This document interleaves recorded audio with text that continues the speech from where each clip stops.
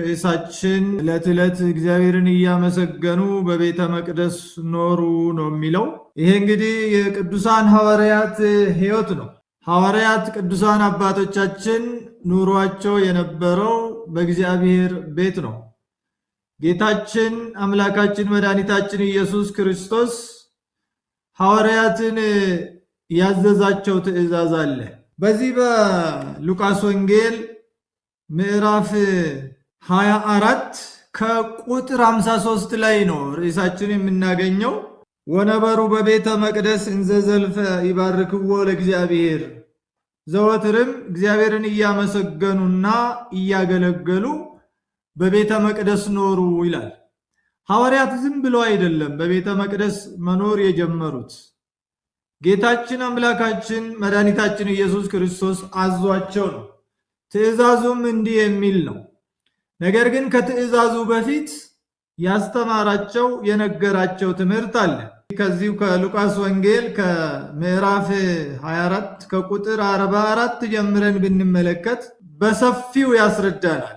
እርሱም ከእናንተ ጋር ሳለው በሙሴ ሕግና በነቢያት በመዝሙራትም ስለ እኔ የተጻፈው ሁሉ ይፈጸም ዘንድ ይገባል ብዬ የነገርኳችሁ ቃሌ ይህ ነው። በዚያን ጊዜም መጻሕፍትን ያስተውሉ ዘንድ አእምሯቸውን ከፈተላቸው፣ እንዲህም አላቸው፣ ክርስቶስ መከራ ይቀበላል፣ በሦስተኛውም ቀን ከሙታን ይነሳል፣ በስሙ ንስሐና የኃጢአት ስርየት ከኢየሩሳሌም ጀምሮ በአሕዛብ ሁሉ ይሰበካል ተብሎ እንዲሁ ተጽፏል። እናንተም ለዚህ ምስክሮች ናችሁ። እነሆ አባቴ የሰጠውን ተስፋ እኔ እልክላችኋለሁ። እናንተ ግን ከላይ ኃይል እስክታገኙ ድረስ በኢየሩሳሌም ከተማ ቆዩ ብሏቸዋል። እስከ ቢታንያም አወጣቸው፣ እጆቹንም አንስቶ ባረካቸው። ሲባርካቸውም ከእነርሱ ተለየ፣ ወደ ሰማይም አረገ። እነርሱም ሰገዱለትና በብዙ ደስታ ወደ ኢየሩሳሌም ተመለሱ። ዘወትርም እግዚአብሔርን እያመሰገኑና እያገለገሉ በቤተ መቅደስ ኖሩ ይላል። ይሄ የቅዱሳን ሐዋርያት ኑሮአቸው ነው። ጌታችን አምላካችን መድኃኒታችን ኢየሱስ ክርስቶስ ሐዋርያትን ያዘዛቸው ትእዛዝ፣ እነሱም ደግሞ በትእዛዙ ጸንቶ የኖሩት ኑሮ ነው። ሐዋርያት ጌታችን አምላካችን መድኃኒታችን ኢየሱስ ክርስቶስን ሲያርግ አይተውታል፣ ተመልክተውታል።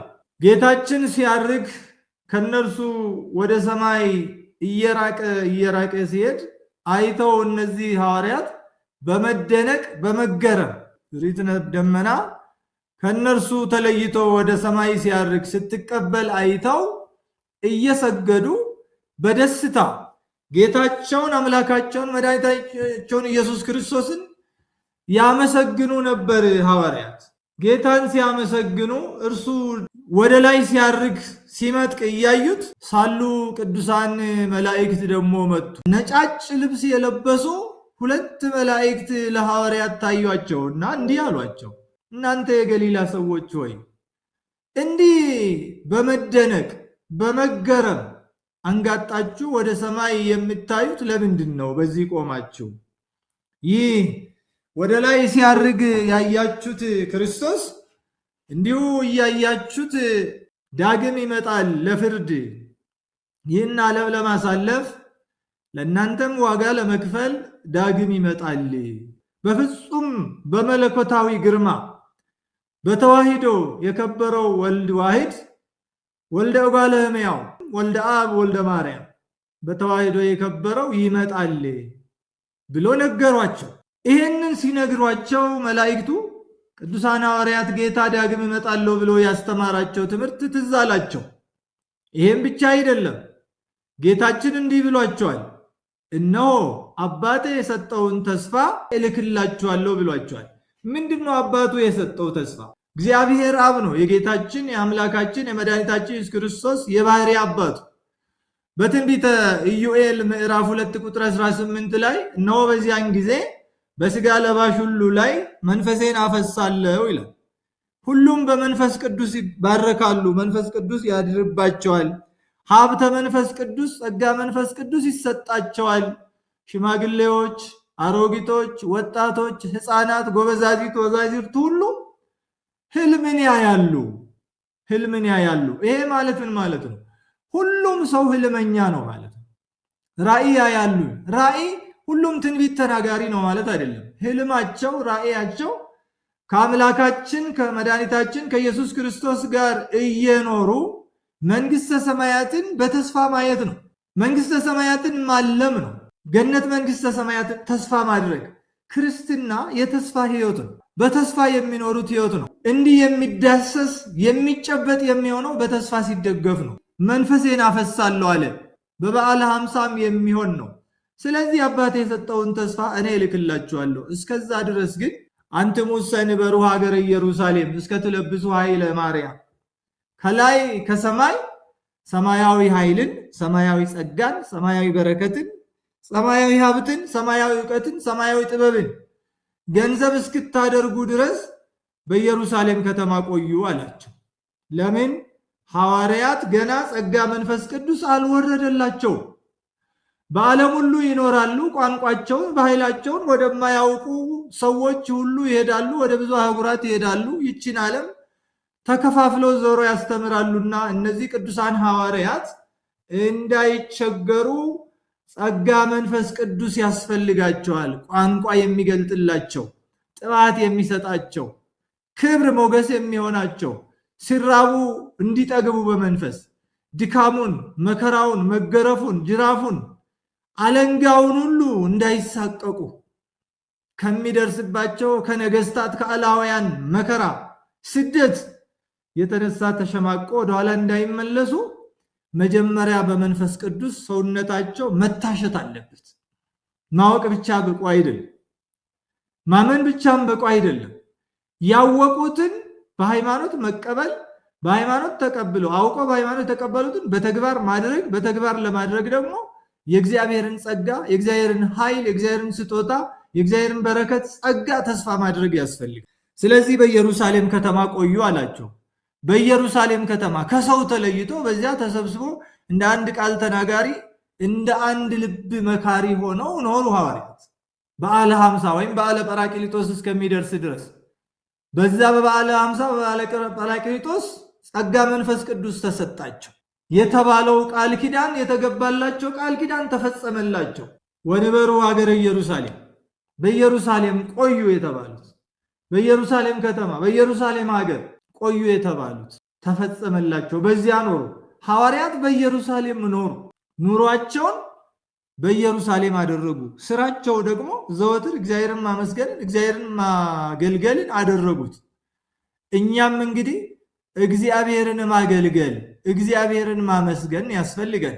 እንደ ሐዋርያት ለመኖር ጸጋ መንፈስ ቅዱስን ለማግኘት የእግዚአብሔር ልጆች ለመሆን በበረከት በጸጋ ለመናኘት በቤተ መቅደስ መኖር ያስፈልጋል። በቤተ መቅደስ በኢየሩሳሌም ኑሩ የተባሉበት ምክንያት አላቸው። ኢየሩሳሌም በመጽሐፍ ቅዱስ ውስጥ እንዲሁም ደግሞ በክርስትና ሕይወት በመንፈሳዊ ዓለም ልዩ ስፍራ ልዩ ትርጉም አላት። ኢየሩሳሌም የታላቁ ንጉሥ የዳዊት ከተማም ናት። በታላቁ ንጉሥ በዳዊት አንጻር የታላቁ ንጉሥ የንጉሠ ሰማይ ወምድር የዓለማት ሁሉ ገዥ የዓለማት ሁሉ አስገኝ ፈጣሪ የእግዚአብሔር ከተማ ናት ሰማያዊት ኢየሩሳሌም። ስለዚህ በኢየሩሳሌም ቆዩ ማለት በህሊናችሁ፣ በአእምሯችሁ፣ በእምነታችሁ በሰማያዊት ኢየሩሳሌም ቆዩ። እዛ የሚያስገባችሁ ስራ ስሩ። እሷን ተስፋ አድርጉ፣ እሹ፣ ተመኟት። ተስፋችሁ ምኞታችሁ በኢየሩሳሌም ሰማያዊት ለመኖር ይሁን ሲላቸው ነው። የንጉሥ ከተማ ስለሆነች እናንተም የንጉሥ ልጆች ናችሁ። የንጉሱን ርስት ጉልት ትወርሳላችሁ። ነገስታት መንፈሳውያን ነገስታተ ሰማይ ትሆናላችሁ። ስለዚህ ሰማያዊን ኃይል ማግኘት ያስፈልጋችኋል አላቸው። አንድም የብሉይና የአዲስ ኪዳን ቅዱሳን መገኛ ናት ኢየሩሳሌም። እናንተም እነሱ ቅዱሳን ከገቡበት ትገባላችሁ ነው።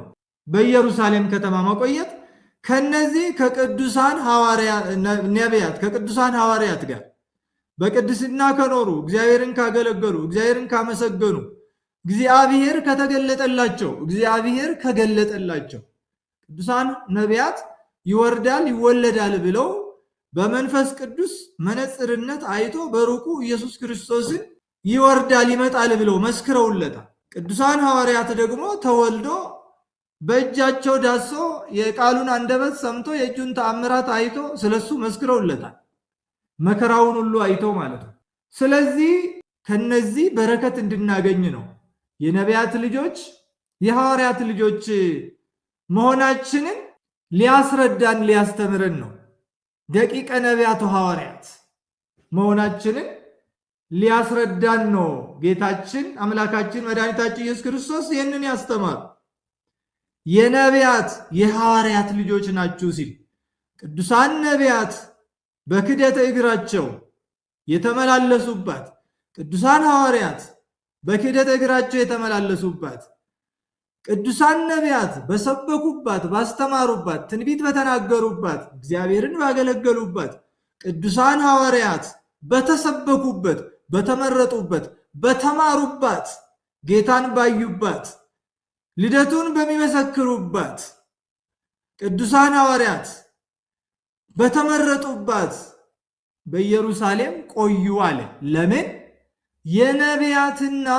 የቅዱሳን ነቢያትና የቅዱሳን ሐዋርያት ልጆች ናችሁ ሲል ነው። አንድም በቅዱሳን ነቢያት ትንቢት ተነግሮ በቅዱሳን ሐዋርያት ፍጻሜው ደግሞ የተነገረላትን መንግሥተ ሰማያትን ትወርሳላችሁ፣ የወልደ አብ የወልደ ማርያም የኢየሱስ ክርስቶስ ልጆች ትሆናላችሁ፣ በኢየሩሳሌም ከተማ ቆዩ ሲል ኢየሩሳሌምን መረጠ። አንድም ኢየሩሳሌም የራሱ የኢየሱስ ክርስቶስ ሀገር ናት። 33 ዓመት ሙሉ የተመላለሰባት በኪደተ እግሩ የባረካት የቀደሳት ተመላልሶ ወንጌልን ያስተማረባት፣ ሕሙማንን የፈወሰባት፣ ሙታንን ያስነሳባት፣ እንጀራ አበርክቶ የመገበባት፣ ወንጌል የሰበከባት የንጉሠ ሰማይ ወምድር የእግዚአብሔር ከተማ ናት። አገረ እግዚአብሔር አገረ ሰላም ናትና ሰላማውያን እንድትሆኑ ሰላም እንድታገኙ በሀገረ እግዚአብሔር በንጉሱ በእግዚአብሔር ሀገር በሰላም ምድር ኑሩ በተስፋይቱ ምድር ሲል ነው። አንድም ኢየሩሳሌም ማዕከለ ወንጌል ናት። ስብከት የተጀመረባት፣ ክርስቶስ የተወለደባት፣ የተሰቀለባት፣ ነቢያትም የሰበኩባት፣ ሐዋርያትም የሰበኩበት ማዕከለ ስብከት ናት። ዕለት ዕለት ወንጌልን ስሙ ሲል ነው።